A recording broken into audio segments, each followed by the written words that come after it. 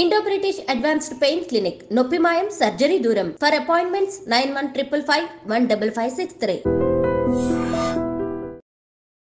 నమస్కారం, welcome to I dream. ధర్మ మార్గం విత్ విజిత కార్యక్రమానికి స్వాగతం.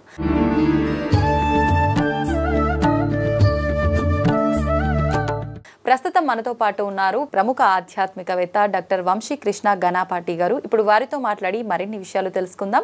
మనకున్న సందేహాలన్నింటినీ కూడా నివృత్తి చేసుకునే ప్రయత్నం చేద్దాం. నమస్కారం గురుగారు. గురుగారు, మాతృదేవోభవ అంటుంటారు. అంటే దేవత కన్నా మించినది కన్న తల్లి అని చెప్పడమా దాని అర్థము? అసలు ఏంటి, మనం తల్లిని దేవుడితో సమానంగా చూడటమా? మనం దాన్ని ఏ రకంగా తీసుకోవచ్చు అంటారు? మనకి కృతజ్ఞత అనేది ఒక అలవాటుగా ఉండాలి. ఈ కృతజ్ఞత అనేది కేవలం మనుషులకు మాత్రమే కాదు, జంతువులకు కూడా చాలా ఉండాలి. జంతువులకు ఉంటుంది కూడా. అంత జ్ఞానం జంతువులకు ఉంటుందంటారా గురువు? వాటికే మనకంటే ఎక్కువ కూడా ఉంటుందేమో. అవునా? ఎప్పుడైనా ఒక పిడికాడు అన్నం పెట్టి చూడండి ఏదైనా జంతువుకి, మళ్ళీ రెండోసారి ఆశతో అయినా ప్రేమతో అయినా మన దగ్గరికి వస్తాయి. మనం చాలా విషయాలని టేకెన్ ఫర్ గ్రాంటెడ్ అని ఇంగ్లీష్లో ఉంటుంది.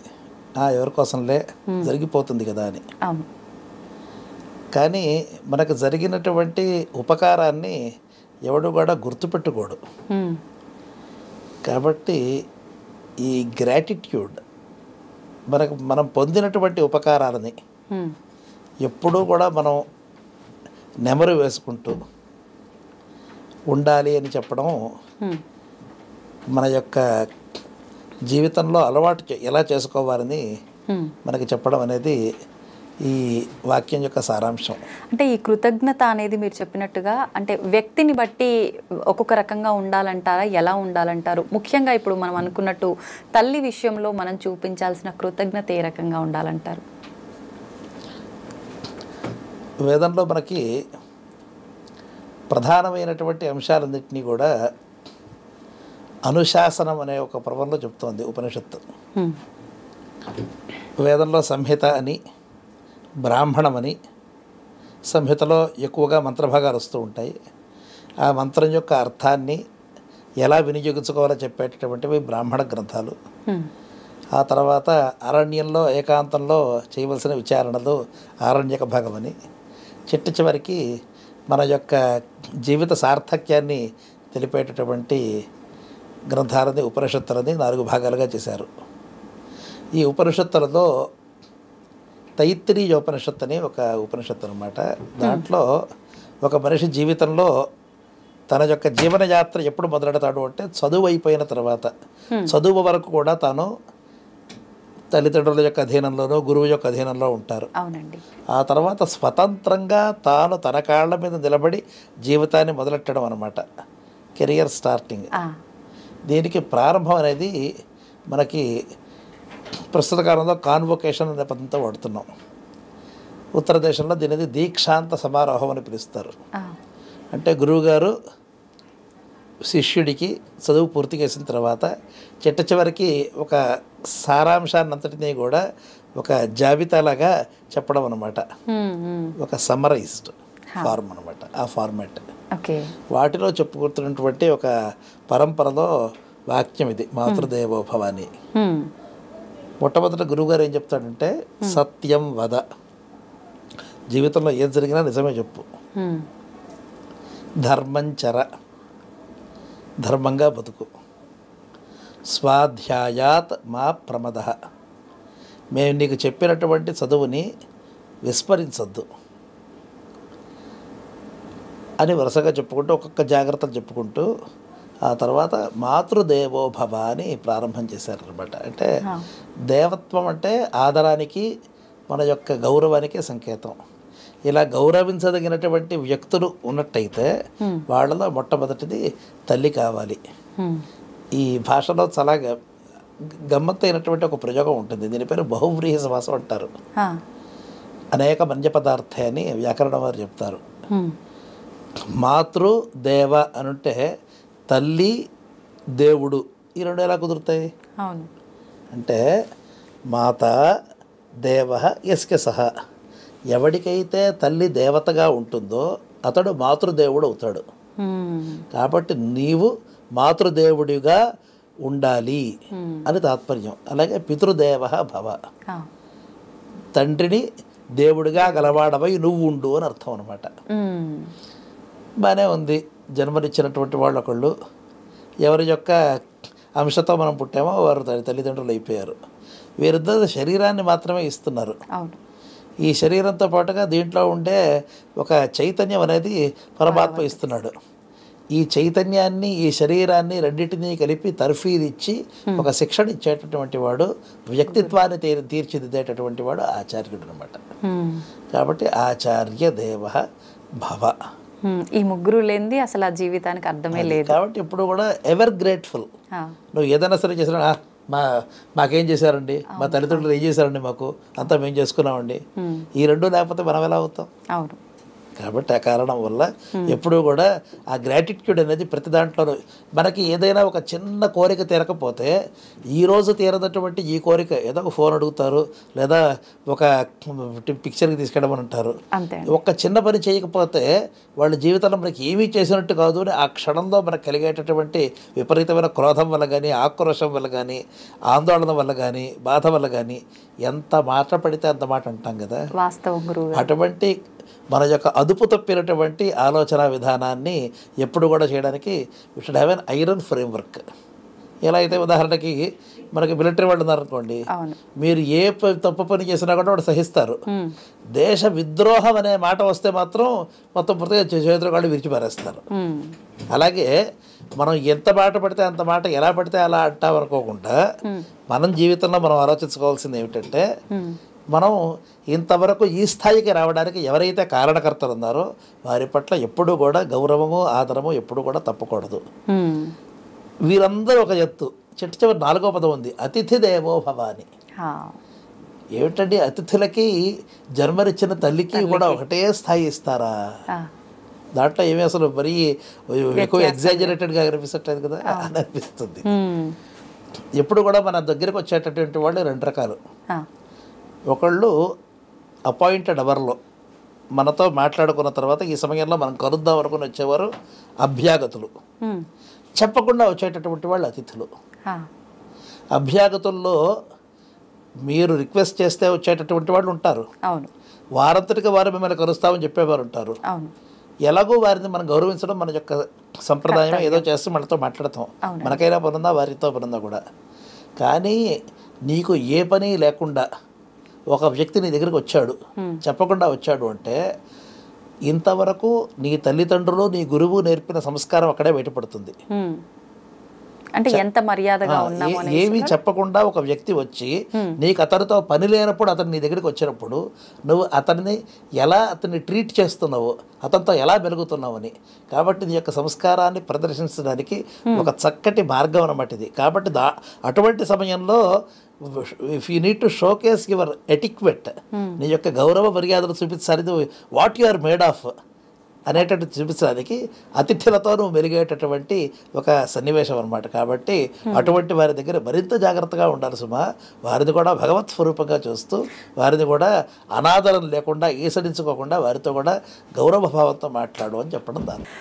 గురుగారు, మీరు చెప్పినట్టుగా చూస్తే అతిథిని మనం గౌరవించాలి, ఆ టైంలో మనం వారితో ఎలా మెలుగుతున్నాం అనేది ముఖ్యమన్నారు. కానీ మనకు పురాణాల్లో వాటిల్లో కనుక చూసుకుంటే కొన్ని కథల రూపంలో చెప్తుంటారు కదా, భగవంతుడు అతిథి రూపంలో కూడా వచ్చి మనని పరీక్షిస్తుంటారు అని చెప్పి. అది మనకు ఒక ఉదాహరణ మాత్రమేనా, లేదంటే నిజంగా భగవంతుడు అలా వస్తాడా అంటారా? అసలు భగవంతుడిని నేను చూశాను అని చెప్పేవాడు ఎవరున్నారు? భగవంతుడు ఎలా ఉంటాడని ఎలా తెలుసు? భగవంతుడైనా ఒక నమ్మకం. కొంతమంది భగవంతుడికి రూపమే లేదు, నమ్మకం అని మీరు చెప్పినట్టుగా చెప్తుంటారు. కొంతమంది మాత్రం ఇప్పుడు ఈ మధ్య కాలంలో భగవంతుడిని మేము చూసాము అని చెప్పి కూడా చెప్తున్నారు కదా గురువుగారు. చూశాను అనే పదానికి నిర్వచనం ఎలా చెప్తారు? ఇప్పుడు మిమ్మల్ని ఒక ముక్కు, చెవులు, నోరు, జుట్టు, ఒక బట్ట, బొట్టు ఇలా నేను చూస్తున్నాను, ఇలా దేవుడిని చూశానని చెప్పగలిగిన వాళ్ళు ఎవరున్నారు? లేరు. భగవంతుడు అంటే ఏమిటి మొట్టమొదటి నిర్వచనం చేయాలి. భగ అంటే ఒక ఉత్తమమైన గుణ షట్కం. భగ అస్య అస్తి భగవాన్.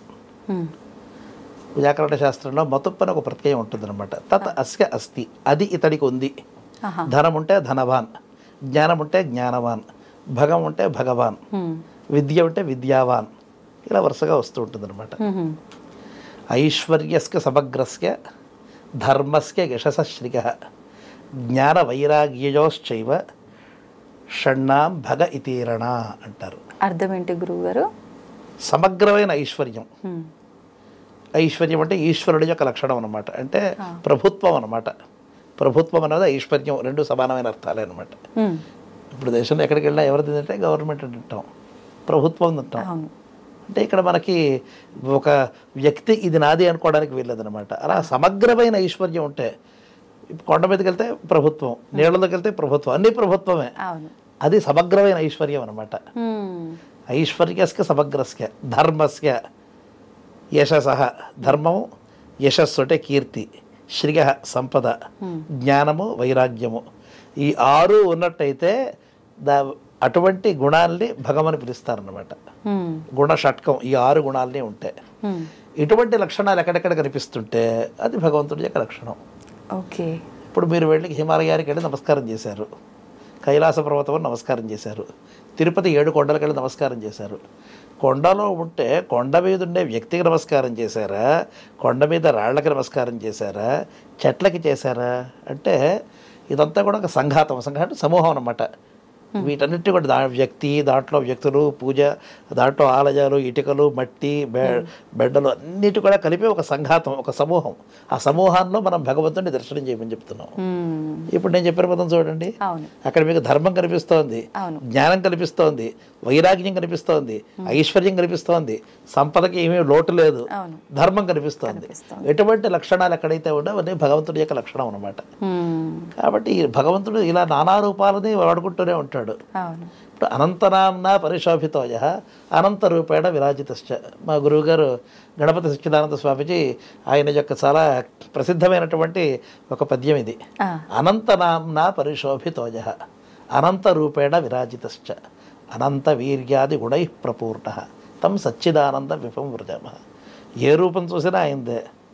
అందుకనే ఇది మన వేదం యొక్క మూలతత్వం ఇదే. ఈ తత్వం వంటబట్టినటువంటి వాడికి ఎవరితో కూడా పేచీలు ఉండవు. ఇప్పుడు తెలంగాణకు వస్తే ఎల్లమ్మ దేవి అంటారు, ఇంకోసారి పోచమ్మ దేవి అంటారు, కిందకి వెళ్తే తలుపులమ్మ అంటారు, ఇంకో చోట ఇంకో గండి మైసమ్మ అంటారు, ఏదో పేరు చెప్తారు. ఏ పేరు చెప్పినా వీరికి సమస్య ఏం లేదు. ఎందుకంటే వేదంలో అంతా కూడా వేల పదాలు ఉన్నాయి. ఏ పదాన్ని ఏదో ఒక దేవతామూర్తికి చెప్తూ ఉంటారు. కాబట్టి వీరికి సమస్య ఏం లేదు. ఎందుకంటే ఇది ఒక్కటే నా యొక్క రూపము అని ఎప్పుడు కూడా గిరిగేసి కూర్చోవాల. ఒక అద్భుతమైన వాక్యం ఉంది ఏంటండి? If you can't see God everywhere you will find him nowhere. ప్రతి అణువులో కూడా భగవంతుని మీరు చూడకపోతే భగవంతుడు మీకు ఎక్కడా కనపడడు. కాబట్టి ఆయన ఏ రూపంలో వస్తాడో తెలియదు. అదేగా భాగవతంలో చెప్పింది, ఇందుగలడు అందులేడిన సందేహము వరదు చక్రి సర్వోపగతుండు ఎందెందు వెదకి సూచన అందందే గలడు దానవాగ్రని వింటే. కాబట్టి ఎక్కడ మీరు వెతికితే భగవంతుడు ఆ రూపంలో కనిపిస్తాడు. అతిథి దేవోభవ అనే దానికి అన్వయం చేసుకోండి మీరు. అవును. కాబట్టి ఏ రూపంలో భగవంతుడు వస్తాడో, so there is no harming being respectful. గౌరవంగా ఇంకొకరితో మాట్లాడడానికి ఆయన అంతస్తుతోనూ ఆయన యొక్క సంపదతోనూ మీకు సంబంధం లేదు కదా. ఈరోజు మీరు ఈ స్థితిలో ఉన్నారు, రేపు ఈ ఛానల్కి ఓనర్ అవ్వచ్చు, రేపు ఇటువంటి 4 ఛానల్ మీరు మొదలెట్టచ్చు, లేదా అన్ని మానుకుని ఇంట్లో కూర్చోవచ్చు. కానీ మీ వ్యక్తిత్వంలో ఏమీ ఎక్కువ తక్కువ లేవు కదా. ఆ వ్యక్తిత్వాన్ని భగవత్ స్వరూపంగా గౌరవించడంలో నాకు పోయిందేం లేదు కదా. అంతే. అది నువ్వు అభ్యాసం చేయాలి అంటే అతిథి దేవో భవ. ఏ ఉపకారం చేయని వాడిని గౌరవించాలంటే చాలా సంస్కారం కావాలండి. మీకు ఏదో ఉపకారం చేశాడో, లేదా మీ తల మీద ఉన్నాడో, మీకు జీతాలు ఇచ్చాడని, లేదా మీకు స్థానమో మానవం ఇచ్చారని గౌరవించడం వేరు. ఏమీ ఉపకారం చేయని వాడికి కూడా చేస్తాడో లేదో తెలియకుండా వారికి గౌరవించడానికి చాలా సంస్కారం కావాలి. అదే నీకు నీ తల్లిదండ్రులు, నీ యొక్క ఆచార్యులు, గురువులు చెప్పినటువంటి సంస్కారం అని నిరూపించుకోవడానికి ప్రతి వ్యక్తికి ప్రతిరోజు ప్రతి పూట కూడా అవకాశం వస్తూ ఉంటుంది. వచ్చిన అవకాశాన్ని సద్వినియోగం చేసుకో. ఇది మనకి చెప్పేటటువంటి మన ధర్మం యొక్క ప్రధానమైనటువంటి అంశం అన్నమాట. ఎందుకంటే ఎవరికీ కూడా దేవుడి కంటే గొప్ప వ్యక్తి ఎవరికీ ఉండరు. కాబట్టి దేవతాంశగా నువ్వు ఎవరెవరిని గుర్తించాలి అంటే ఇలా ఉపకారం చేసిన వాళ్ళని, ఏమీ చేయని వాళ్ళని చెయ్యబోయే వాడిని చెయ్యని వారిని కూడా గుర్తించడం అనేది నీ సంస్కారానికి నిదర్శనంగా పెట్టుకొని మన ధర్మంలో ప్రధానమైనటువంటి గురుగారు ఇది ఒక మనుషుల విషయంలోనే వర్తిస్తుందా ఈ గౌరవించటము ఈ కృతజ్ఞత ఇవన్నీ కూడా? లేదు అని అంటే జీవంతో ఉన్న ప్రతి జీవి మీద, అంటే ఎగ్జాంపుల్గా తీసుకుంటే జంతువుల విషయంలో కూడా వర్తిస్తుందంటారా? మీరు మళ్ళీ అక్కడ సంకోచం చేయక్కల్లా. ప్రాణం ఉన్నా లేకపోయినా కూడా గౌరవించమని చెప్తోంది వేదం. ప్రాణం లేనటువంటి వస్తువుల్లో కూడా భగవంతుడు, ఎందుకంటే అసలు చైతన్యం లేనటువంటి అణువే లేదని చెప్తోంది. అణువునా కూడా ఉన్నాడు అంటే భగవంతుడు. మీకు కొన్ని చోట్ల చైతన్యాన్ని అంటే యానిమేట్ దాని యొక్క కదలికని గుర్తించే శక్తి మీ కళ్ళలో లేదు. The naked eye cannot detect every moment. మీరు పరమాణువుల లెవెల్ మాలిక్యులర్ లెవెల్కి వెళ్ళిపోయినట్టయితే ఆ పరమాణువులన్నీ కూడా మీరు చూస్తే, మీరు క్వాంటమ్ ఫిజిక్స్లో చూస్తే ఉంటే ఏం చెప్తోంది, ప్రతి అణువు కూడా తన యొక్క ఇచ్ఛ ప్రకారంగా సంచరిస్తోంది. ఆ సంచారం నువ్వు కనిపెట్టలేవు అని. ఈరోజు కూడా మనకి ఫాస్టెస్ట్ కంప్యూటర్ నిన్న మొన్న వచ్చినటువంటి వీటిలో కూడా వాళ్ళు ఏం చెప్తున్నారు అంటే అవన్నీ కూడా మొత్తం పూర్తిగా కొన్ని వేల సంవత్సరాలవన్నీ కూడా స్వేచ్ఛగా పనిచేయగలుగుతా కాబట్టి చేయగలుగుతున్నాం అని చెప్తున్నారు. కాబట్టి భగవంతుడి యొక్క ఉనికిని ప్రతి చోట కూడా గమనించడం అనేది మనకు అభ్యాసం అనమాట. మన ధర్మం యొక్క ఫండమెంటల్ అదే, మౌలికమైన అంశం ఇది. అందుకనే ధర్మ ఏవ హతో హంతి ధర్మో రక్షతే రక్షితః తస్మాత్ ధర్మ న హంతవ్య మానో ధర్మో హతో వధీత్. ఇది మనుస్మృతిలో వాక్యం. ఇది మనకి నచ్చనటువంటి అంశాలు ఒకళ్ళు రెండు ఉండొచ్చు, ఉంటాయి. ప్రతి వ్యక్తిలో కూడా ఉండొచ్చు, ఉంటాయి. మీకు నచ్చినట్టుగా నేను పూర్తిగా ఉండక్కర్లేదు, నాకు నచ్చినట్టుగా మీరు కూడా అన్నీ చేయక్కర్లేదు. కానీ మనలో ఒకరికొకరు నచ్చేటటువంటివి ఇబ్బంది లేనటువంటి అంశాలు సుమారుగా 90% ఉండొచ్చు, 95% ఉండొచ్చు. ఒక 2% బాగాలేదని చెప్పి 95% మనం పక్కన పెట్టక్కర్లేదు కదా. కానీ ప్రతి ఒక్కరు ఆ బాగోలేని ఆ 2% వాటిని లోపాలుగా వెతుక్కుంటూ ఉంటారు. మనుస్మృతి అనేది ఒక చక్కటి గ్రంథం. మనిషికి ఎలా బతకాలో చెప్పారు. కాలాలు మారుతున్నాయి. నిన్నటి వరకు ఈ స్టేట్లో ఉండే ప్రతి వెహికల్కి మీరు టీఎస్ అని రాసుకున్నారు. గవర్నమెంట్ వారు వచ్చారు, టీజీ అని మార్చారు. అవునండి. అది గొప్ప, ఇది తక్కువ అని మీరు చెప్పాల్సిన అవసరం లేదు. ఆ రోజున్న పరిస్థితి అది, ఈ రోజున్న పరిస్థితి ఇది. కాబట్టి దాంట్లో ఒక అక్షరం బాలేదు కాబట్టి అన్నీ బాలేదని కాదు. కాళిదాసు గొప్ప మాట చెప్తాడు, పురాణమిత్యేవ నసాధు సర్వం నచాపి కావ్యం నవమిత్యవద్యం సంతః పరీక్ష్య అన్యతరద్భజంతే మూఢ పరప్రత్యజనేయ బుద్ధి. ఇది ఒక కావ్యం గురించి ఆయన చెప్పినా కూడా అందరూ ప్రతి క్షణం గుర్తుపెట్టుకోవాల్సినటువంటి వాక్యం ఇది. అర్థం ఏంటి గురువుగారు? పురాణమిత్యేవ నసాధు సర్వం. గతంలో ఎవరో ఎప్పుడో చెప్పారని చెప్పి చెప్పిందంతా కూడా అది చాలా గొప్పది కాదు. మీ తాతగారు చెప్పారు, వారి తాతగారు చెప్పారు అనే కారణం అది గొప్పది కాదు. నచాపి కావ్యం నవమిత్యవద్యం. మీ పిల్లలు చెప్పారు, మీకంటే వయసులో చిన్నవాడు, మీరు జన్మనిచ్చినటువంటి వాడు కాబట్టి నిన్న కాక మొన్న పుట్టినవాడివి నువ్వు నాకు చెప్పావా అని. అంటే ఇప్పుడు ఎవరు చెప్పారో అనే దాన్ని బట్టి దానికి ప్రామాణ్యం కంటే వాడు చెప్పిన విషయంలో సత్వం ఏమిటి, సారాంశం ఏమిటో గ్రహించాలి. ఇప్పుడు నిన్న మొన్న పుట్టిన వాళ్ళు చెప్పారు కాబట్టి, ఇటీవల చెప్పారు కాబట్టి దీంట్లో ప్రామాణ్యం లేదు అనుకోవద్దు, అనుకోకూడదు. సంతః పరీక్ష్య అన్యతరద్భజంతే. సంతః అంటే సత్పురుషులు, సజ్జనులు ఏం చేయాలంటే పరీక్ష చెప్పిన దాంట్లో సారాంశం ఏమిటో పరీక్ష చేయండి. అన్యతరద్భజంతే. జీవితంలో ఎప్పుడూ మనకి 2 చాయిస్లు ఉంటాయి, 2 ఎంపికలు ఉంటాయి. ఇలా అయినా మనం ఎంచుకోవచ్చు, అలాగైనా ఎంచుకోవచ్చు. తీసుకోండి, 2 మార్గాల్లో ఏది బాగుందో మీ యొక్క బుద్ధిశక్తితో పరీక్ష చేసి నిర్ణయించండి. గురుగారు ఇప్పుడు మీరు మూఢ పరప్రత్యజనేయ బుద్ధి 4వ వాక్యం చాలా ముఖ్యం. అది ఆయన ఎవరో చెప్పారో అని చెప్పేసి ఈరోజు మీరు వెళ్ళిపోవద్దు. వాళ్ళెవరో చేశారనే కారణం వల్ల మాత్రమే వెళ్ళొద్దు. మీ భగవంతుడు ప్రతివాడికి కూడా ఒక డిస్క్రిప్షనరీ శక్తి ఇచ్చాడు. చిన్న ఉదాహరణ చెప్తాను, మనకి బాగా కష్టం కలిగేటటువంటిది. ఈరోజు చూస్తే వైకుంఠ ఏకాదశి చాలా ముఖ్యమైంది, అందరికీ చాలా సంతోషం కలిగినటువంటి విషయం. ఎంత ఓపిక ఉంటే ఎప్పుడోసారి విష్ణు దేవాలయాలకు వెళ్ళి చూస్తారు, తెల్లవారుజామున వెళ్తే మంచిదని చెప్పారు. అందరికీ కూడా ఒకే ఆలయానికి వెళ్ళి ఒకళ్ళ మీద ఒకళ్ళు పడిపోయి చచ్చిపోయేంత వరకు చేయమని చెప్పారా? ఏదైనా ధర్మశాస్త్రంలో ఉందా? ఆ దేవస్థానానికి ఈరోజు వెళ్ళకపోతే నీకు ఏదైనా సరే నరకం వస్తుందని ఎక్కడేం చెప్పారా?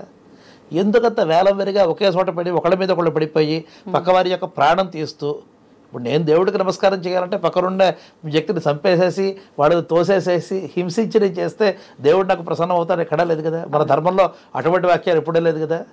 లేదు. నా మాట నమ్మని వాడిని చంపితే దేవుడు సంతోషిస్తాడు అని మనం ఎప్పుడు చెప్పుకోమే. అది మన ధర్మంలోనే లేదే. లేదు.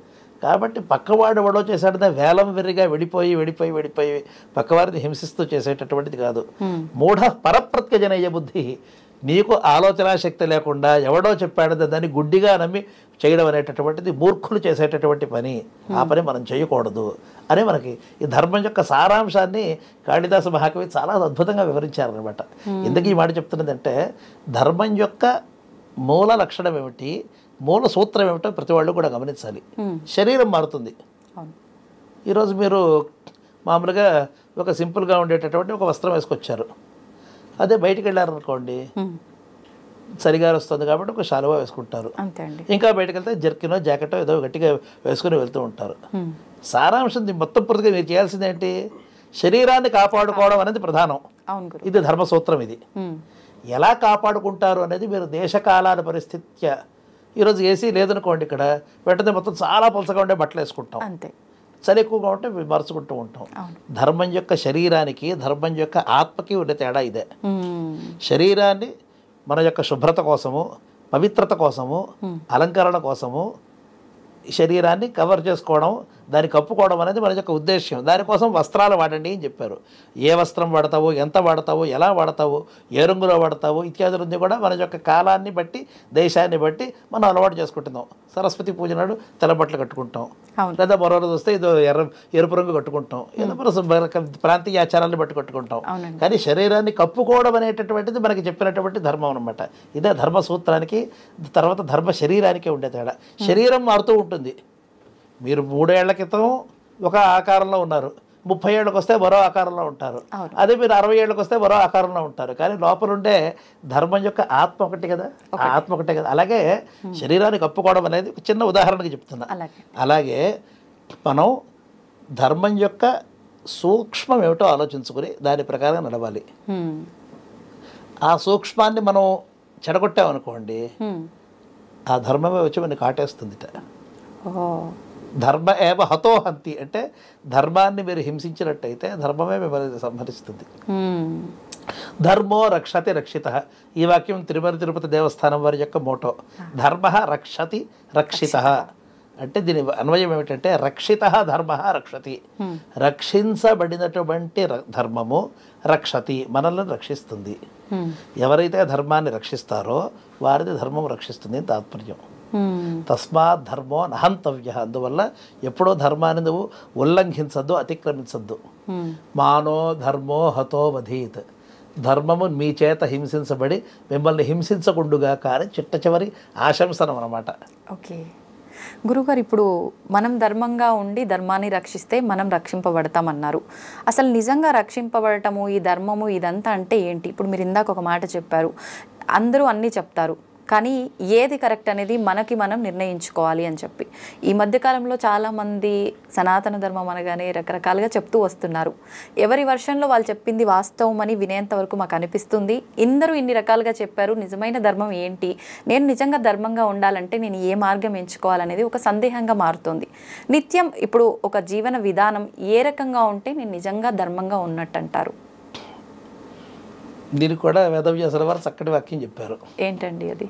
శ్లోకార్థేన ప్రవక్ష్యామి యదుక్తం గ్రంథకోటిభి. ఒక సగం శ్లోకంతో మీకు నేను ధర్మం యొక్క సారాంశాన్ని చెప్తానని చెప్పాడు. పరోపకార పుణ్యాయ పాపాయ పరపీడనం. ఇంకొకరికి ఉపకారం చేసినట్లయితే అది పుణ్యం, ఇంకొకరిని పీడించినట్లయితే అది పాపం. అన్నిటికీ సారాంశం ఇదే. ఓకే. ఎందుకు ఉపకారం అనే పదానికి అర్థం ఏంటంటే, ఇప్పుడు ఎవరికైనా సరే మొత్తం అలవాటు ఉందనుకోండి, ఆ మొత్తం పదార్థం ఇస్తే వాడికి ఆనందం కలుగుతుంది. కానీ అది ఉపకారం కాదు, అది అపకారం. అది వాడి యొక్క శ్రేయస్సుకు ఉపయోగపడి వాడికి జీవితం అంతా నిలబెట్టేటటువంటి పని చేస్తే అది ఉపకారం అనమాట. అటువంటి ఉపకారానికి నువ్వైనా తోడ్పడితే అదే పుణ్యం, లేకపోతే అది పాపం.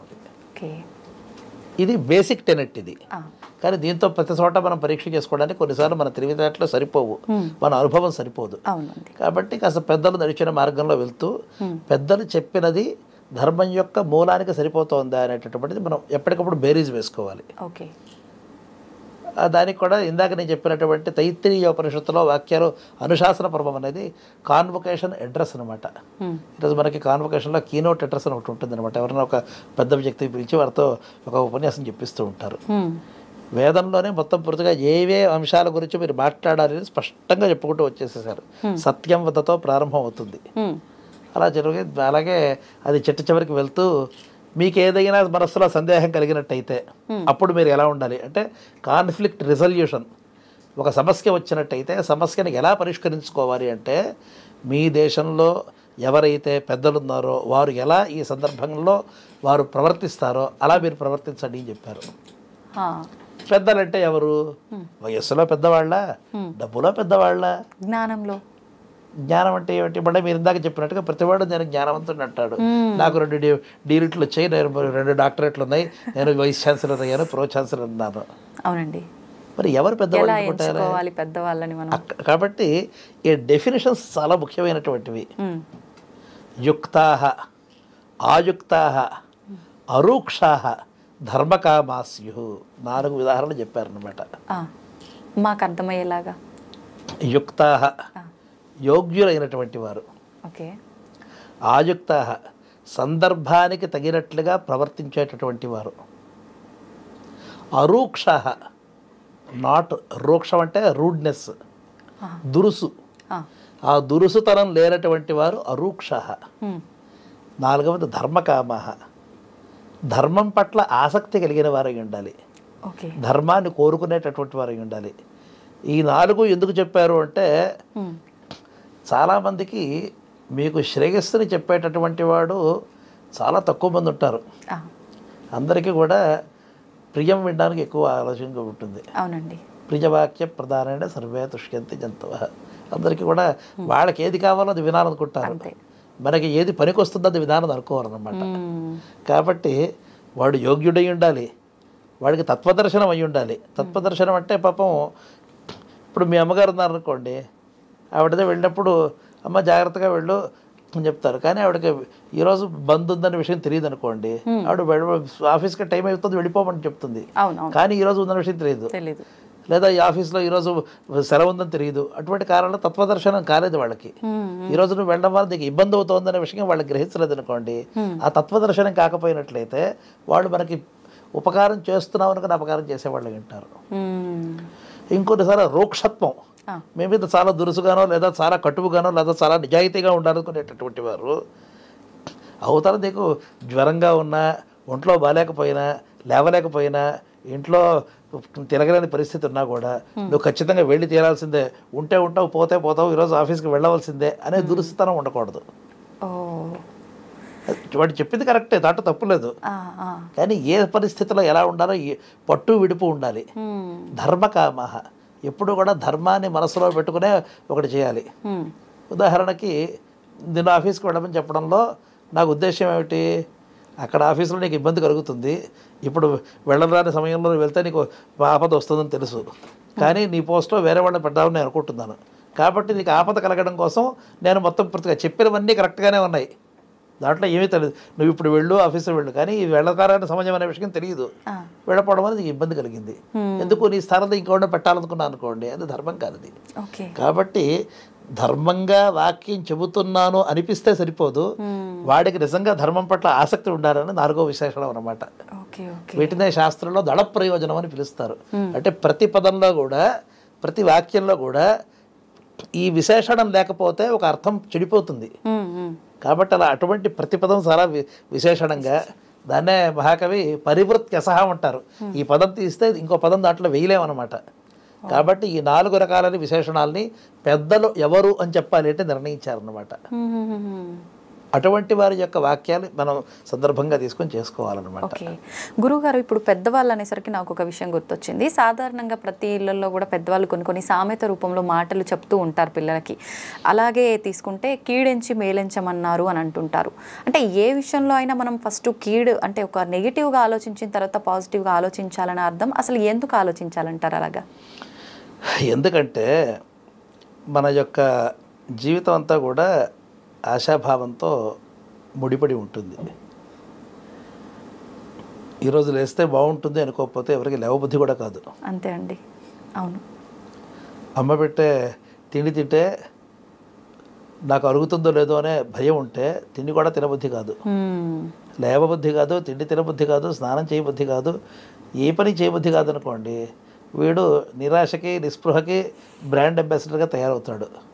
పరమబద్ధకస్తుడై ప్రపంచం అంతా కూడా చాలా లేజీనెస్కి, ఒక ఆలస్యానికి ఒక ప్రతీకగా మారిపోతుంది. దానివల్ల సమాజంలో అరిష్టం ఎక్కువ అవుతుంది.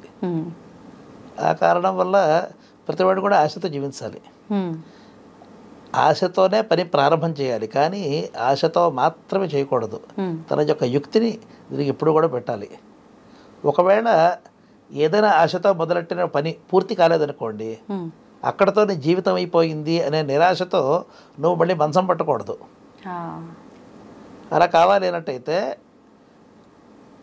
నువ్వు ఏ లాభం కోసం ప్రయత్నం చేస్తున్నావో ఆ లాభం నీకు పూర్తిగా సిద్ధించకపోయినా కూడా నువ్వు నిలబడగలవు అనేటటువంటి స్థైర్యాన్ని పెట్టుకోవాలి. మీ చేతిలో ఒక 100 రూపాయలు ఉన్నాయనుకోండి, ఈ 100 రూపాయలతో మీరు ఈ రోజంతా గడపాలి. పక్కన మీ స్నేహితురాలు వచ్చి ఇగో ఫలానా ఈ ప్రోడక్ట్ తీసుకొని బాగుంటుందని చెప్పింది. ఇప్పుడు నీ మొత్తం పూర్తిగా 100 రూపాయలు దానికి పెట్టేసామనుకోండి, ఇప్పుడు మనకి మధ్యాహ్నం భోజనం చేయాలన్నా, సాయంత్రం ఏదైనా కొనుక్కుని తినాలన్నా, ఇంటికి వెళ్ళాలన్నా, ట్యాక్సీకి అయినా దేనికోదానికి డబ్బులు కావాలి కదా. అవునండి. ఈ మొత్తం పూర్తిగా ఉన్నదంతా పెట్టేసామనుకోండి, అప్పుడు మళ్ళీ ఇంకోటి మనం చేసి అర్థించాల్సిన పరిస్థితి వస్తుంది, యాచించాల్సిన పరిస్థితి వస్తుంది. కీడించి బ్యాలెన్స్ అనుకున్నారనుకోండి, ఈ 100 రూపాయలు నాకు పోయినా కూడా నేను నిలబడగలనా అని ఆలోచించుకుని మీకు కనీస జీవిత అవసరాలకి, జీవన అవసరాలకు ఎంతవరకు కావాలో అంత పక్కన పెట్టుకుని మిగిలినది మీరు రిస్క్ తీసుకున్నారనుకోండి, అదే కీడించి బ్యాలెన్స్డం అంటే.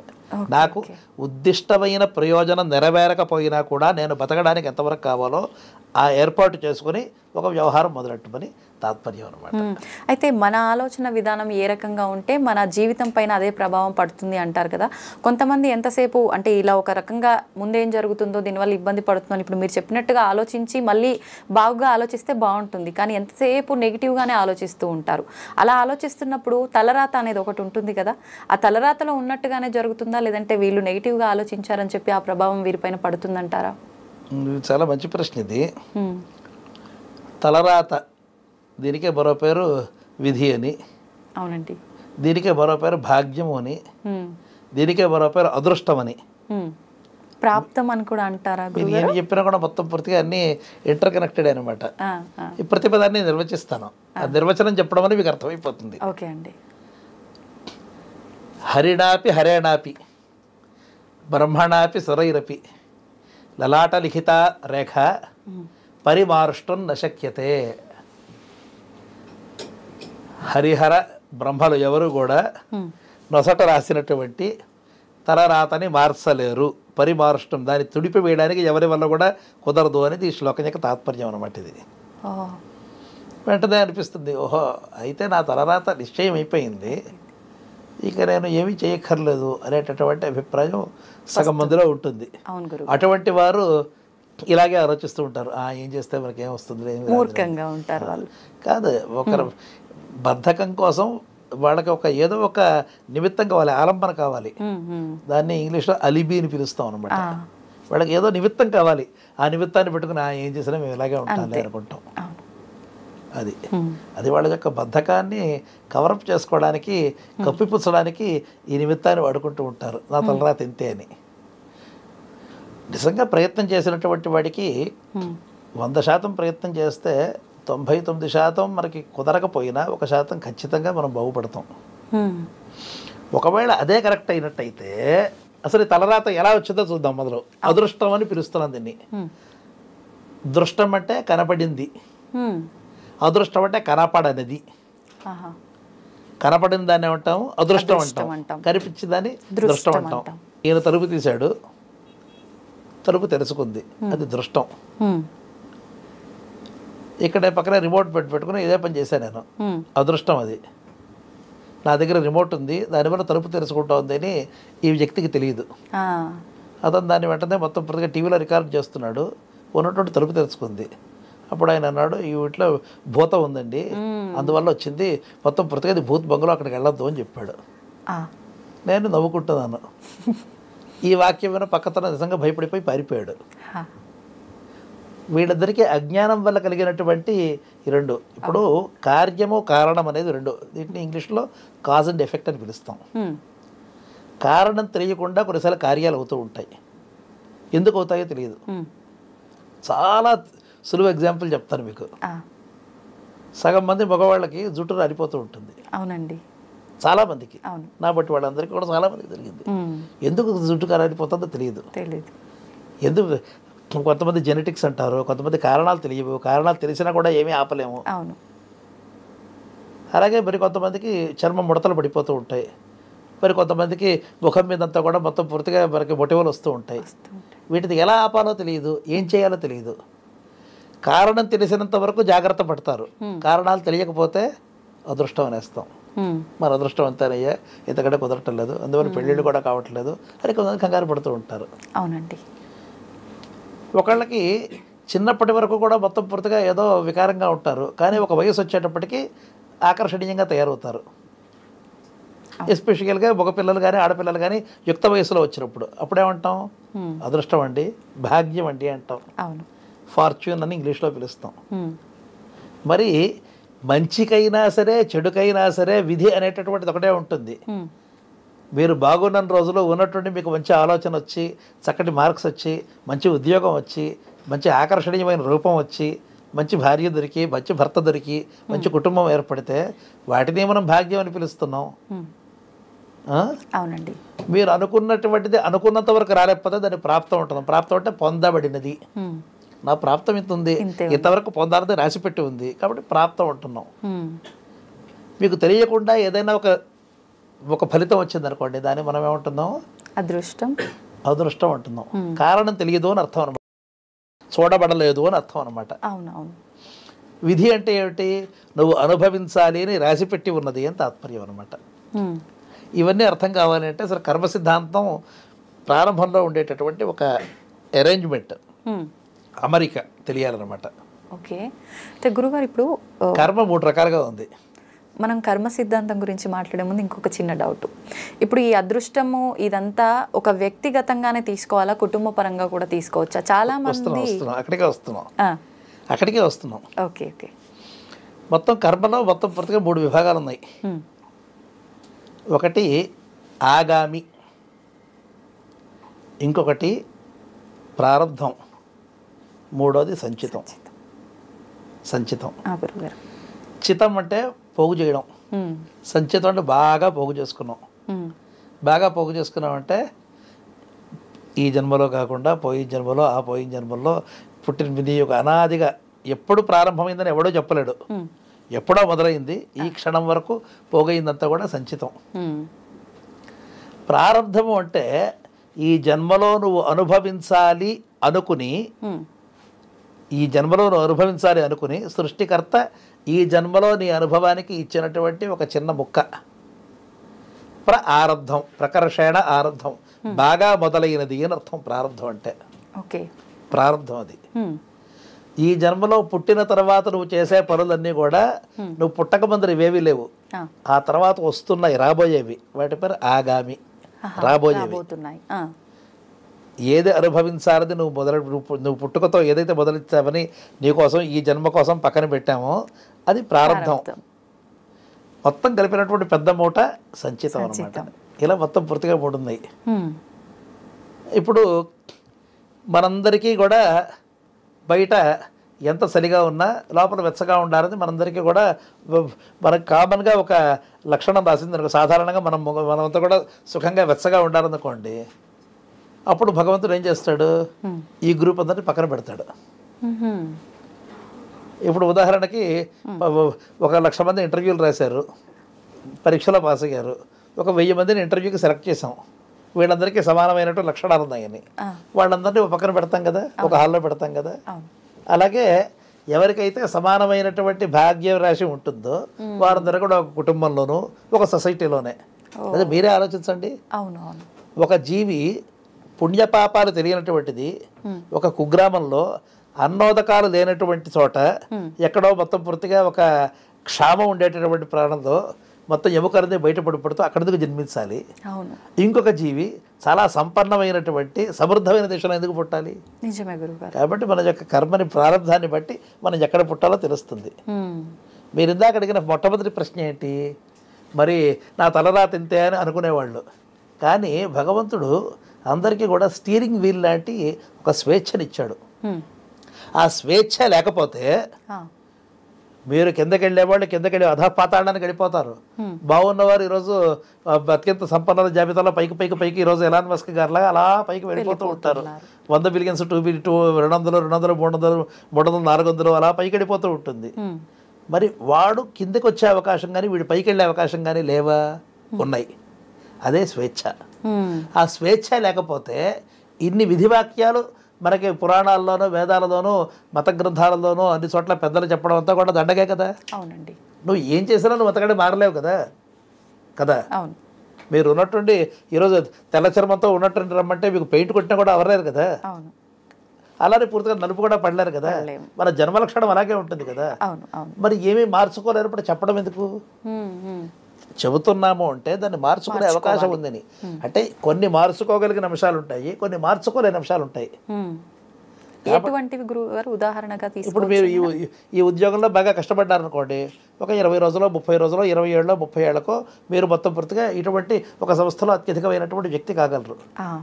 కానీ ఉన్నటువంటి ఇప్పుడు మీరు భరతనాట్యం బాగా చేసేటటువంటి సామర్థ్యం మీకు వస్తుందా? దీంట్లో రాదు కదా. మీరు చేయలేని పనులు కొన్ని ఉంటాయి, అటువంటి పనులు మీరు చేయలేరు కదా. మీరు తీసుకొచ్చి ఇప్పుడు ఏదన్నా సరే ఒక సుమో ఫైటర్ లాగా వెళ్ళి మొత్తం పూర్తిగా 15 మందికి చిత కొట్టేసి ఆ పనులు చేయలేరు.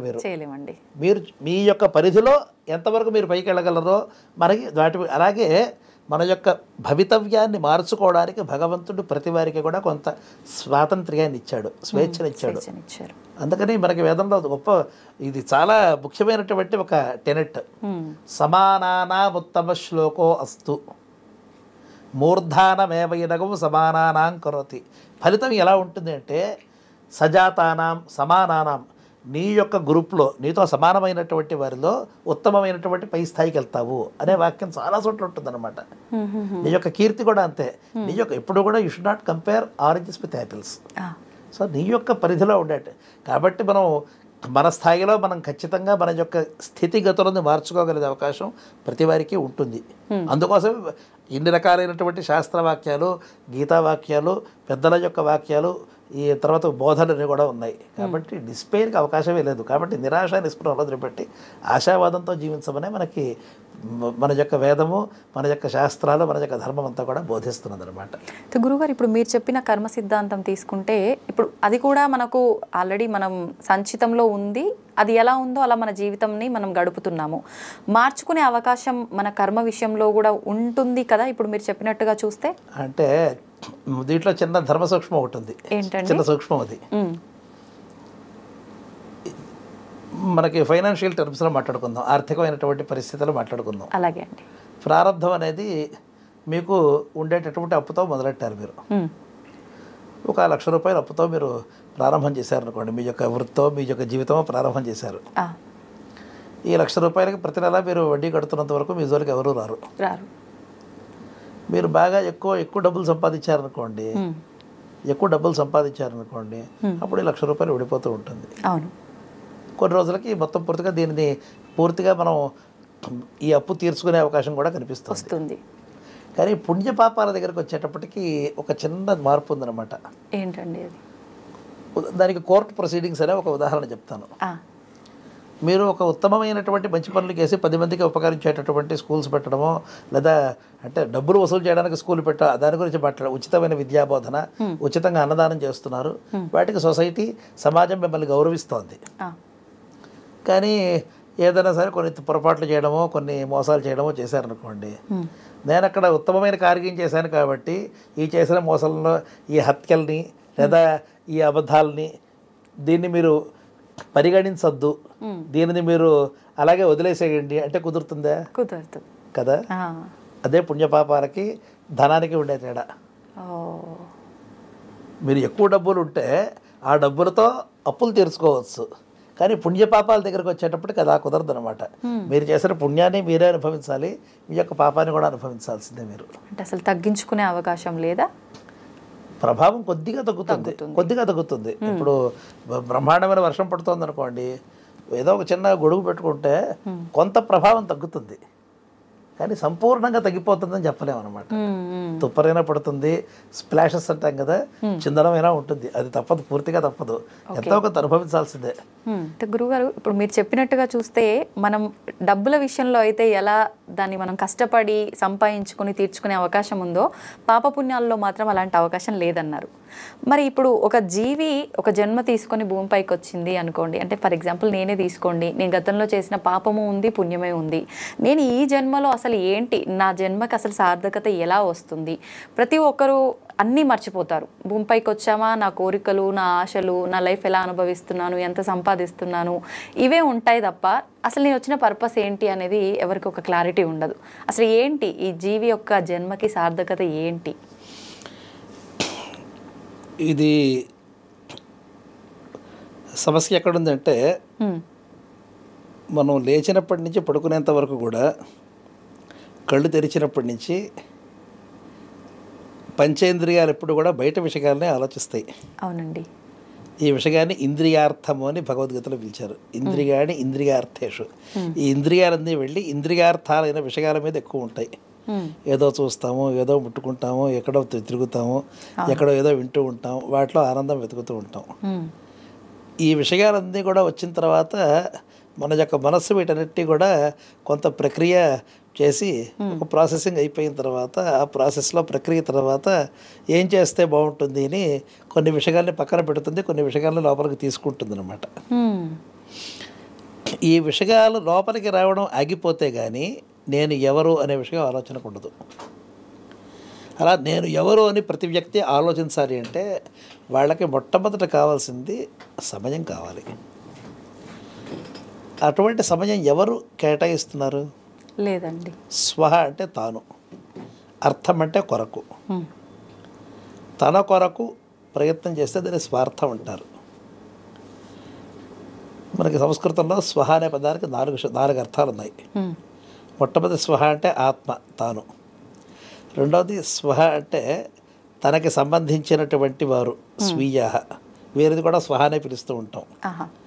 మూడవది డబ్బు, దాన్ని కూడా స్వహానే అంటాం అన్నమాట. తర్వాత మన యొక్క సంపదలు, వీటన్నిటి కూడా స్వహానే అర్థంలో వాడుతూ ఉంటాం. కానీ స్వహ అంటే తాను అనే అర్థంలో మనం ఆలోచిస్తే అటువంటి స్వార్థం చాలా అవసరమైంది. అంటే ఎవరి విషయంలో స్వార్థపరులుగా ఉంటున్నారు అని మనం ప్రపంచంలో అందరిని అంటుంటే, స్వార్థపరుడు అంటే తనకి సంబంధించిన వస్తువుల మీద ఆశ పెట్టుకున్న వాళ్ళు అని అర్థం. కానీ మొట్టమొదటి స్వహ అనే పదానికి తాను అని అర్థం అనమాట. నిజంగా అటువంటి స్వార్థపరులు ప్రతివారు అవ్వాలి. స్వార్థపరులు నిజంగా అవ్వాలి. తాను ఎవరు అని తెలుసుకోవడమే స్వార్థం. అటువంటి స్వార్థంలో ఉండాలి. తన చుట్టూతా ఉండే వ్యక్తులు, తనకి ఏ ఏ వస్తువుల మీద అపేక్ష ఉందో వాటిని స్వీయం, ఆ అర్థంలో ఉండేటటువంటి అటువంటి భ్రమను వదిలిపెట్టి తాను ఎవరు అని తెలుసుకోవడమే స్వార్థం అన్నమాట. స్వపితి అనే పదం కూడా ఉపనిషత్తు వాడుతుందన్నమాట. స్వపితి అంటే నిద్రపోతున్నాడు అని అర్థం. నిజమైనటువంటి స్వార్థం ఒక మనిషికి ఎప్పుడు కలుగుతుంది అంటే స్వాపహ అంటే నిద్రపోయినప్పుడే కలుగుతుంది. అప్పటికే తనతో ఆత్మానుభవం కలుగుతుందిట. ఒక మనిషిని మీరు తిండి పెట్టకపోయినా పర్వాలేదు, నిద్ర లేకుండా పెడితే మనిషికి 2 రోజుల్లో అతనికి పిచ్చెక్కిపోవడం ఖాయమే. అవును గురువుగారు. కాబట్టి ఎలా అయితే మనకి బ్యాటరీ పూర్తిగా డిశ్చార్జ్ అయిపోతుంది అనుకోండి, మన మనసు ఎలా అయిపోతుందంటే అమ్మో ఏదో ప్రపంచంలో ఒక ఆటమిక్ బాంబ్ పడిపోతుంది అన్నంత కంగారు పడిపోతూ ఉంటాం ఈ రోజుల్లో. అవును. ఇలాగే స్వం అనేటటువంటిది తన యొక్క ఆత్మానుభవం లేకపోతే మన మనస్సు కూడా అలాగే కంగారు పడుతుంది. ఛాందోగ్యోపనిషత్తులో సామవేదంలో ఒక మంచి మాట చెప్పారు. ఏంటి గురుగారు? ఒక పక్షి అంతటా తిరుగుతూ ఉంటుందిట, అన్ని చోట్ల ఎగురుతుంది, ఆహారం సంపాదించుకుంటుంది. కానీ చిట్ట చివరికి గూడుకొచ్చి పడాలి, కులాజం అంటారు అనమాట. ఆ గూడుకొచ్చి రావాలి. అవును, అక్కడికి రావాల్సిందే. అలాగే మన మనస్సు కూడా ఒక పక్షిలాగా అన్ని పనులు చేస్తుంది, అన్ని చోట్ల తిరుగుతుంది. కానీ చిట్ట చివరికి వచ్చేప్పటికి రాత్రి తనలోకి రావాల్సిందే. ఆ తాను అనేది స్వం. స్వం అపీతో భవతి, స్వహ అపీతో భవతి. అపీత అంటే ఇంకా ఎక్కువ అనుభవం కలుగుతుందన్నమాట. స్వానుభవం లేకుండా ఎవడు ఏ పని చేయలేడు. తాను చేస్తున్నాను అనుకోకపోతే మీరు నాతో మాట్లాడలేరు, చూడలేరు, మంచినీళ్ళు తగలేరు, ఊపిరి కూడా పీల్చలేరు. అంటే ఊపిరి పీల్చడానికి మీ ప్రయత్నం అక్కర్లేదు. మీ యొక్క ప్రయత్నంతో చేసే ప్రతి పనికి తాను చేస్తున్నాను అనుకోకపోతే చేయలేరు, అంతే అండి కదా. కానీ దీని యొక్క సంపూర్ణ అనుభవం ఎప్పుడు ఉంటుంది అంటే నిద్రపోతున్నప్పుడు మాత్రమే ఉంటుంది. అందుకనే స్వపితి అనే పదం వచ్చింది అని వివరిస్తారన్నమాట. కాబట్టి ఈ ఆత్మానుభవం ఎవరికైనా సరే తాను ఎవరు అనే ఆలోచనతో ప్రారంభం చేసి, అందుకని నిద్ర లేచిన తర్వాత పెద్దలు ఏం చెప్తారంటే, మనం ఫోన్లు చూడడం, పుస్తకాలు చూడడం, పేపర్లు చూడడం కాదు, నిద్ర లేచిన తర్వాత కొద్ది నిమిషాలైనా సరే మొట్టమొదట మీ యొక్క మనస్సు చాలా ఎక్సలెంట్ కండిషన్లో ఉంటుంది. ఎక్సలెంట్ కండిషన్లో ఉంటుంది మంచి నిద్రపోయిన తర్వాత. మరి మొద్దు నిద్ర 10 గంటలు 12 గంటలు కాదు. మనకి మగత నిద్రలో ఉన్నప్పుడు ఈ ఆనందం ఉండదన్నమాట. శుద్ధమైనటువంటి డీప్ స్లీప్ అయిపోయిన తర్వాత మనం ఎప్పుడైతే లేస్తామో అప్పుడు ఉంటుందన్నమాట. ఆ సమయంలో అప్పుడు లేచిన తర్వాత ఎవరితోనూ మాట్లాడకుండా ఒక కొద్ది క్షణాలు తాను ఎవరు, తన జీవితం ఏమిటి, ఎటుపోతుంది, ఏం చేయాలని ఆలోచించినట్టయితే కొంత సమాధానం దొరుకుతుంది. సంపూర్ణంగా దొరకదు. ఇది కొంత అని ఎందుకు చెప్పానంటే, ఎందుకంటే మనకు పరిధి, మనం ఆలోచించగలిగిన విషయాలు కొన్నే ఉంటాయి. మనకి తెలియని విషయాలు ప్రపంచంలో కొన్ని కోకొల్లలుగా ఉన్నాయి. పెద్దల దగ్గర, గురువుల వద్ద ఇటువంటి విషయాలే తీసుకోవాలి. నీ యొక్క జీవితానికి రోడ్ మ్యాప్ ఏమిటి, what is the road ahead, ఎటువైపు నువ్వు ప్రయాణించాలి, నీ యొక్క లక్ష్యం ఏమిటి, గమ్యంలో ఎంతవరకు వచ్చావు అని చెప్పాలి. అంటే ఎవరికి వారే నిర్ణాయకులు, జడ్జెస్ ఎవరికి వారే. కానీ దానికి ఒక పారామీటర్స్ ఉంటాయి చూడండి.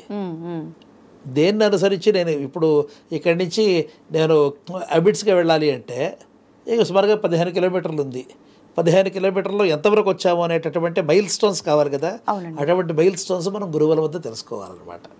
ఆధారాల మైల్ స్టోన్స్ అంటే ఇప్పుడు నేను నా యొక్క జీవితం లక్ష్యం ఇదైతే ఆ లక్ష్యంలో ఇంతవరకు వచ్చాను, ఇంకా నేను ప్రయాణించవలసింది ఇంత ఉంది అని మనకి తెలియాలి అంటే ఆ గుర్తులు మనం గురువుల వద్ద నేర్చుకోవాలన్నమాట.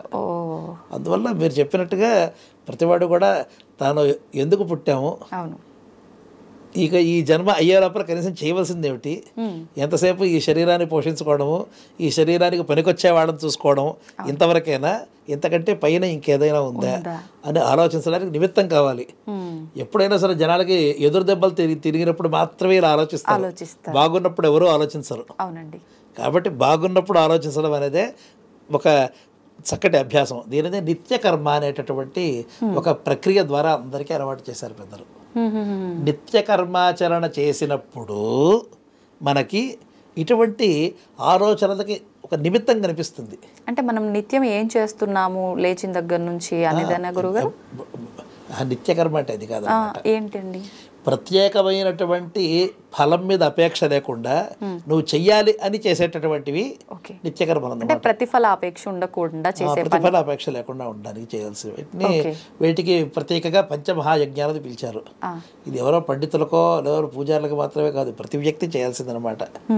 దేవయజ్ఞం, పితృయజ్ఞం, భూతయజ్ఞం, మనుష్య యజ్ఞం, బ్రహ్మయజ్ఞం అని 5 రకాలైనటువంటి యజ్ఞాల గురించి చెప్పారనమాట. ఇది ప్రతి వ్యక్తికి చేయాల్సిందే. అనిపిస్తుంది ఏమంటే నేను ఆటో నడుపుకుంటున్నాను నాకు యజ్ఞం లాగా ఎందుకండి అంటారు. మీరు పేరు చూసి కంగారు పడిపోవద్దు. దేవయజ్ఞం అంటే ఏమిటి? దేవతలది గౌరవించడం. మీరు వెళ్తే కనీసం ఒక అగరత్తు వెలిగించి నమస్కారం చేసుకుని వెళ్తారు కదా. అవునండి. జన్మనిచ్చినటువంటి భగవంతుడికి ఈరోజు నేను కళ్ళు తెరిచి సుఖంగా బయట అడుగు పెడుతున్నాను అంటే అది అదృష్టమే కదా. అదే మీరు పాలస్తీన్లో ఉండాల్సిన పరిస్థితి వస్తే గాజా స్ట్రిప్లో ఉంటే మీ బతుకు సంగతి ఏంటి? అలా లేదు కదా, సుఖంగా లేవగలుగుతున్నాం కదా. ఈరోజు కనీసం ఎవరినో అడిగినా లేదా మనం సంపాదించుకోవడానికి ఆహారం దొరుకుతుంది కదా. కాబట్టి దేవుడిని మొట్టమొదట. రెండవది పితృయజ్ఞం, జన్మనిచ్చిన తల్లిదండ్రులు వారి బతుకుంటే గౌరవించండి, వాడు గతించినట్టయితే గుర్తు చేసుకోండి, పితృయజ్ఞం. మూడవది భూతయజ్ఞం, నేను బతుకుతున్నట్టుగానే నా చుట్టూతో ఉండే జీవులని కూడా బతకాలి కదా, కాబట్టి వాటికి కూడా ఎంతో కొంత ఆహారం పెట్టండి, భూతయజ్ఞం. నాలుగవది మనుష్య యజ్ఞం, యోగ్యులైన వ్యక్తులు మన చుట్టూతో ఉన్నట్టయితే వాడికి ఆహారం పెట్టండి. యోగ్యుడు అనే పదం ఎందుకు వాడాను అంటే మీరు ఎవరినో మచ్చిక చేసుకోవడానికి, ఎవరి దగ్గర ఒక మార్కులు కొట్టేయడానికి, తిండి తిన్న వాటికి మళ్ళీ మేపక్కల్లా యోగ్యుడనే పాత్రతో ఉండేవారికి ఏదో కాస్త ఆహారం కానీ ఏదో వారికి అవసరమైంది పెట్టండి. ఐదవది బ్రహ్మయజ్ఞం, బ్రహ్మ అంటే వేదం అని అర్థం, కానీ స్వాధ్యాయం అంటే మంచి విషయాల్ని తెలుసుకోవడానికి. మంచి విషయాలు తెలుసుకోండి, తెలుసుకున్న విషయాల్ని మళ్ళీ గుర్తు చేసుకోండి. ఇవి 5 రకాలైనటువంటి నిత్యకర్మలు అన్నమాట. ఇది ప్రతి వ్యక్తి కూడా తన యొక్క జీవితంలో ఒక భాగం చేసుకున్నట్టయితే అప్పుడు ఎప్పుడో ఒకప్పుడు మనకి లైఫ్ ట్రాకర్ మన చేతిలో ఎప్పుడూ ఉన్నట్టే లెక్క. కాబట్టి ఈ అభ్యాసం చేసుకోవడం ధార్మికంగా జీవించాలి అనుకునే వారందరికీ నిత్య జీవితంలో ఒక మంచి భాగం అన్నమాట. గురుగారు, బ్రహ్మ ముహూర్తం అంటూ ఉంటారు. మన సనాతన ధర్మంలో బ్రహ్మ ముహూర్తానికి కానీ సంధ్యావందనకి కానీ ఒక ప్రాధాన్యత ఉంది అంటుంటారు. ప్రత్యేకించి బ్రహ్మ ముహూర్తం యొక్క విశిష్టత గురించి చెప్పాలి అంటే ఏం చెప్పొచ్చు అంటారు? ముహూర్తం అంటే 48 నిమిషాలు అనే ఒక పద్ధతి ఉందన్నమాట. ఇప్పుడు కరెక్ట్గా బ్రహ్మ ముహూర్తం అంటే 3 గంటల 15 నిమిషాలు, 4 గంటల అలా ఏమైనా ఉంటుందండి? అలా కాదు, బ్రహ్మ అంటే వేదం అండి. బ్రహ్మ అనే పదానికి మొత్తం సర్వవ్యాపకమైన పరబ్రహ్మ అనే అర్థం, 2 అర్థాలు కూడా ఉన్నాయి. వేదాధ్యయనం చేసినటువంటి వాడు 2 యామాలు అయిపోయిన తర్వాత 3వ యామంలో లేచి అధ్యయనం ప్రారంభం చేస్తారు. మీరు అన్నట్టుగా 3 గంటలు 4 గంటలు సుమారుగా అది అవుతుందన్నమాట. ఈ శీతాకాలం తర్వాత మనకి అపరరాత్రి, ఆ తర్వాత మనకి ప్రారంభం అయ్యేది బ్రహ్మ వేదాభ్యాసానికి ఉపయోగపడేటటువంటిది. అలాగే సన్యాసులు కానీ అలాగే బ్రహ్మ సంధానం చేసేటటువంటి ధ్యానం చేసేటటువంటి వారు నిధిధ్యాసనం అనే ఒక పదం ఉందన్నమాట. ఇది కూడా ఒక అనుసంధానం అన్నమాట. మనకి తెలిసినటువంటి విషయాన్ని ఒక్కసారి మనసుకు వంట పట్టించుకోవడం నిధిధ్యాసనం అనమాట. వీరందరూ కూడా తెల్లవారుసామనే చేస్తారు కాబట్టి దీని పేరు బ్రహ్మ ముహూర్తం అని లేదా బ్రాహ్మీ ముహూర్తం అని 2 రకాల పదాలు పడతారు. బ్రాహ్మి అనే పదానికి సరస్వతీదేవి అని అర్థం అనమాట. కాబట్టి సరస్వతిని సాధించాలి, విద్యని సాధించాలి అనుకునేవారు కూడా ఈ సమయంలో సూర్యుడు ఉదయించక మునుపే మీరు మీ యొక్క సాధన ప్రారంభం చేయండి అని ఉద్దేశ్యం అనమాట. సామాన్యులందరూ కూడా ఉపయోగించుకోవాలంటే ముహూర్తాన్ని ఎటువంటి విధానాలు ఉంటాయి గురుగారు? ముహూర్తం అంటే ఒక కాలం యొక్క ఒక మాపకం, ఇట్స్ ఏ టైం యూనిట్ అంతే. టైం యూనిట్ అంతే అనమాట. మనకి ఆధునిక కాలంలో 24 గంటలు, ప్రతి గంటకి 60 నిమిషాలు అని చెప్పారు. అదే పూర్వకాలంలో 60 ఘడియలు 24 విఘడియలు చెప్పారు అనమాట ఒకదానికి. అంటే మొత్తానికి అటు చేసినా ఇటు చేసినా కూడా రోజుకి 1440 నిమిషాలు వస్తుంది. వాళ్ళు 24 గంటలని 60 నిమిషాలతో గుణించారు. పూర్వీకులు 60 ఘడియలని 24 విఘడియలతో చేశారు. సో ఈ కేసులో 1440 వస్తుంది. దీనిని ప్రాతః, సంగవ, పూర్వాహ్న, అపరాహ్న, సాయం అని 5 విభాగాలు చేశారన్నమాట. 5 విభాగాలు చేసుకుంటూ వచ్చారు. ప్రాతకాలము సంగమం అంటే ఆవులని మేతకు పంపించడం కోసం ఉదయం పాలు పితకడం అంతా అయిపోయిన తర్వాత వాటిని ఒక చోట చేర్చి తర్వాత అందరూ కలిసి దూరంగా వాటిని మేతకు పంపిస్తారనమాట. దానికి సంగమ కాలం అంటారు. పూర్వాహ్నం అంటే ఇక మధ్యాహ్నం దాని యొక్క ముందు మురుపు అనమాట. అపరాహ్నం అంటే మధ్యాహ్నం తర్వాత అనమాట. మధ్యాహ్నం అంటే కరెక్ట్గా పగటి యొక్క మధ్య భాగం అనమాట.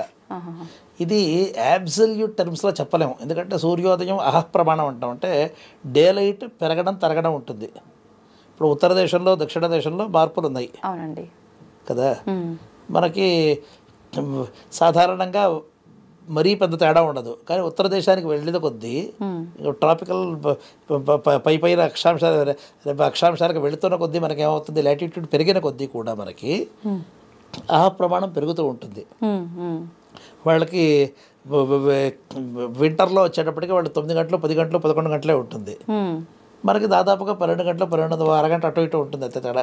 మనకంత దక్షిణ భారతంలో అంత తెలియదు, కానీ ఉత్తరానికి వెళ్ళిన కొద్దీ ఇంకా తెలుస్తూ ఉంటుంది. ఇంకా కెనడా, ఇంకా సోవియట్ యూనియన్, ఇంకా పైకి రష్యాకి వెళ్తే ఇంకా బాగా అర్థం అవుతూ ఉంటాయి. కాబట్టి యాబ్సల్యూట్ టర్మ్స్లో ఇన్ని గంటలని చెప్పలేం, కానీ రేష్గా చెప్పచ్చు మనం. ఈ నిష్పత్తి ప్రకారంగా పగబట్టు ఉంటుందని అనమాట. కాబట్టి ముహూర్తం అనేది ఒక కాల మాపనం అనమాట. Okay okay. దాని ప్రకారంగా మనం ఆ ముహూర్తాల్లో ఏమేం చేస్తే బాగుంటుందో చెప్పారు. తర్వాత ప్రతి ముహూర్తానికి అధిదేవతని కూడా చెప్పారనమాట. ఇవన్నీ కూడా మన ఈ గణన పద్ధతిని అంతా కూడా మనకి వేదంలో చాలా స్పష్టంగా బోధించారు. కాబట్టి ఏ సమయంలో యుక్తమైన పనులు చేసుకోండి, మంచి పనులు చేయడం ద్వారా వీలైతే పుణ్యాన్ని సంపాదించుకోండి. ఇంకో పద్ధతి కూడా ఉంది. ఎవడైతే ఈ కాలగణని తెలుసుకుంటారో వాడు కష్టాలు పడ్డడు అని ఒక వాక్యం ఉంది. యోవై ముహూర్తాన నామధేయాన వేద నా ముహూర్తే స్వార్తి మార్చతి. ముహూర్తాల యొక్క పేర్లు తెలుసుకుంటే ఆ ముహూర్తాలలో వారు కష్టాలు కొని తెచ్చుకోరు అని తాత్పర్యం. ఇది చాలా విడ్డూరంగా అనిపించవచ్చు. ఈరోజు February 25th అని నాకు తెలిస్తే ఈరోజు నాకు రావాల్సిన ఆపదలు రావా? ఎందుకు రావండి? వస్తాయి కదా. అవును కదా. కాబట్టి ఇట్స్ టోటలీ ఇల్లాజికల్ అనిపిస్తుంది. ఈరోజు సండే అని తెలిస్తే సండే నాకు రావాల్సిన కష్టాలు ఏమన్నా ఉంటే వచ్చేస్తాయి కదా. సండే తెలియడం వల్ల రావదా అంటే దాన్ని ఎలా కాదు అర్థం చేసుకోవాల్సింది ఈ వాక్యానికి. ప్రతిరోజుకి కూడా మనకి విహితమైన కార్యాలు కొన్ని ఉంటాయి. సండే మనం ఏమంటాం, హాలిడే అంటాం. హాలిడే పదం ఎలా వచ్చింది చెప్పండి? HOLYDAY, holy day. దాన్ని షార్ట్ చేస్తే కలిపితే అది కాంపౌండ్ వర్డ్ హాలిడే అయింది. ఓకే. కాబట్టి హోలీడే అంటే పవిత్రమైన పనులు చేసేటటువంటి రోజు అని అర్థం. మనం ఈరోజు హాలిడేస్లో ఆ హోలీ తప్ప మిగిలినవన్నీ చేస్తున్నాం అంతే కదా. అవునండి. పవిత్రమైన పనులు మీరు చేస్తున్నారు అనుకోండి, మీ జోలికి ఎవరు వస్తారు చెప్పండి? అంతే. కమ్యూనిటీ సర్వీస్లోనో ఏదో దేవుడి దగ్గర కూర్చోవడమో లేదా ఒక మంచి పని చేస్తున్నారు అనుకోండి, మీకు కష్టాలు వచ్చే అవకాశాలు చాలా తక్కువ కదా. మీరు తెలిసి రిస్క్తో కూడిన ప్రమాదాలతో కూడిన పనులు చేస్తున్నారు అనుకోండి, కష్టాలు వచ్చే అవకాశాలు ఎక్కువ కదా మీకు. అవును అవును. ఎప్పుడైతే ఈ ముహూర్తం అనేది ఫలానా దేవతకి సంబంధించినది కాబట్టి ఆ దేవతకి సంబంధించిన సత్కార్యాలు నేను చెయ్యాలి అని మీరు మనసులో సంకల్పం చేసుకుని ఒక మంచి పని చేశారనుకోండి, మీకు కష్టాలు ఎందుకు వస్తాయండి?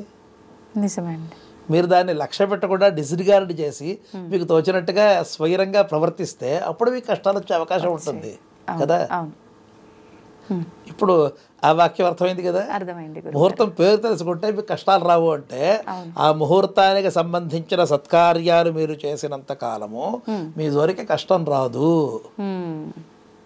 ఇందాకటి ఫైనాన్షియల్ ఎనాలజీ ప్రకారంగానే చెప్తాను.